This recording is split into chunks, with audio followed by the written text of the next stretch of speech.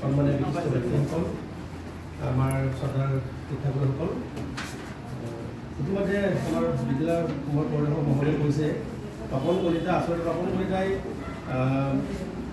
যেতিয়া ছাৰৰ ওচৰত মই লৈ আহিছোঁ তেতিয়া তপন কলিতাই দেউতাকে কৈছিলে তেওঁৰ দুৰৱস্থা কথাটো ফল মূলৰ দোকান দিছিলে চিৰিয়াখানাৰ ভিতৰত। তাৰপিছত এতিয়া আচলতে ক'ব গ'লে সেনেকুৱাকৈ সংস্থাপনে নাই মানে কৰিবলৈ।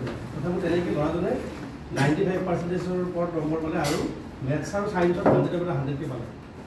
আৰু বিদ্যালয় পৰিদৰ্শক মহোদয় সমন্বিত আমাৰ জিলাখনৰ শিক্ষা বিভাগৰ তৰফৰ পৰা তেখেতৰ নামটো পঠিওৱাৰ পিছত তেওঁ জাপান ভ্ৰমণলৈ 4জন ছাত্ৰ অসমৰ পৰা গৈছে। তাৰপিছত তাৰ পৰা যথেষ্ট গৈছে, তেখেতক অভিনন্দন জনাইছোঁ। আমি আজি এই চেগতে সেৱা আঁচনিৰ অধীনত যি তেখেতক এটা আৰ্থিক সকাহ প্ৰদান কৰিছে তাক আমি ধন্যবাদ জ্ঞাপন কৰিলোঁ বিদ্যালয়ৰ তৰফৰ পৰা।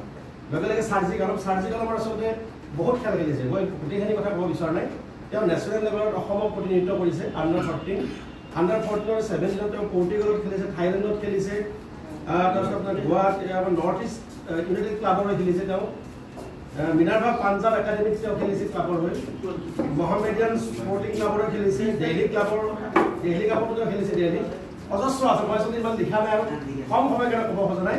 মানে এগৰাকী প্ৰতিভাৱান গ'লকিপাৰ আৰু তেখেতৰ মাতৃয়ে তেখেতক চাই আছে আচলতে। তেখেতৰো মানে খুব আছে মাকে চিনাব লাগে অকণমান। মাকৰ হাই ছেকেণ্ডেৰী ষ্টুডেণ্ট আছিলে, মাককো আমি ইয়াত মাতিছোঁ অলপ।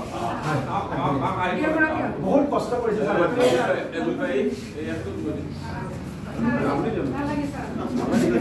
লিলিমা বেগম,